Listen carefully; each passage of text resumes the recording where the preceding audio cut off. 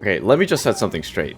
This isn't actually a ranching game, as it may call itself, or at least, there's a lot more to it than it seems. So you got these slimes, right?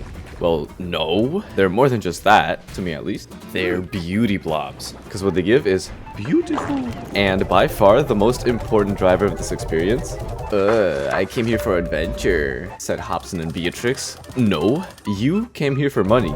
Easy money, as a matter of fact. You just kind of walk around, suck some slimes, throw them into internal damnation, and call it a day. And better yet, just to add salt to the wound, after employing your capitalistic practices for a while, you can literally just automate the process. Like, tell me that this is just a game about ranching slimes. Okay, yeah, but maybe it never was meant to be about ranching slimes from the start. Sure, you got the entire Far range itself to explore as a consequence of wanting more, and the story itself, but the whole idea is that the only reason you're going further in the first place is because of your innate human greed. Okay, but let's just try and put that aside for now. So, the world, or the map, well, there's actually quite a bit of interesting stuff here. I mean, obviously, maps are usually, or I guess, the world building? I don't know. The world and its presence in general is what makes the game keep being interesting, because it keeps introducing new stuff to the player, besides the obvious stuff like how the new areas look in general and stuff. In this case, new beauty blobs. The more beauty blobs, the more different kinds of assets you can have to prevent the stock market collapse from affecting you too much. Oops, my bad. Started talking about money again. Okay, but like, it's true. Literally, the plort market functions like the stock market. It could go into an entire recession if you sell too much. It's kind of weird how you as a single person are able to influence the entire economy, considering that you're not the only rancher on the Far range, and especially since you're not the one with the most influence or anything. Like Mochi. Mochi owns a large part of the world called the Nimble Valley all to herself, meaning that she owns all the Quicksilver slimes on the planet, since they all only live in the Nimble Valley. Kinda questionable, but okay. At least you get some share from the profits that you make from literally blasting the beauty blobs with spark shots. That's right, we're literally out here abusing the slimes for money. Like, damn, your slime's living a normal, happy life? Let's motivate them with a controlled shot. You'd think that there'd be some animal cruelty prevention laws for slimes, but nope, nothing. No laws at all, as a matter of fact. Like, I guess it's fine for monopolies to exist and control whole planets' infrastructures now.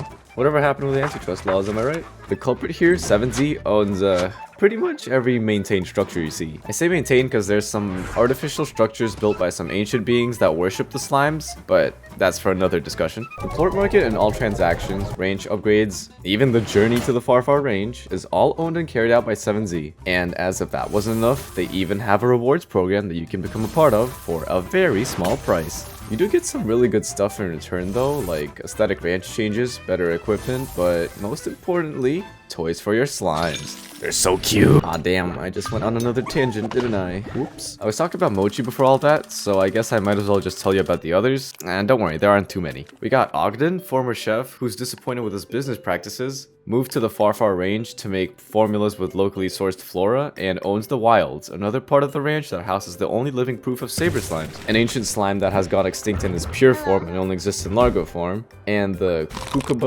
Kukadoba? The supposedly disgusting food that Ogden has an unhealthy obsession with. Thora, another rancher, owns nothing special. Victor, slime scientist, owns an underwater portion of the range in which he built a laboratory to virtually study the behavioral patterns of beauty blobs. And finally, Bob.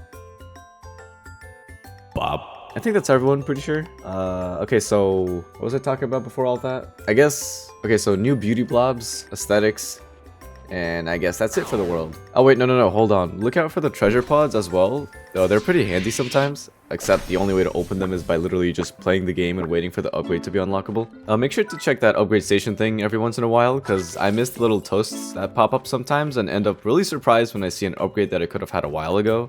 Okay, so about the story. So Hobson, the previous owner of the ranch, came to the range in search of a new adventure, just like the character we play as, Beatrix, as we find out from Star Mail, the email of the future, probably owned by 7Z, and we find out many other things from Star Mail as well. It's actually a pretty important part of the game, because without it, you won't be able to fully finish the story or access other people's lands, which actually brings me to another point. You're basically spending more time around people than around your beauty blobs, because with beauty blobs, after a certain amount of time, all you're doing is just mindlessly shooting food into the auto feeders and then extracting their poop from the auto collectors. You're going to be spending more valuable time reading the story in your emails and trading and doing tasks for other ranchers, which further solidifies the fact that it's not about ranching, it's just about you being human. Right, so that leads into what we humans do best.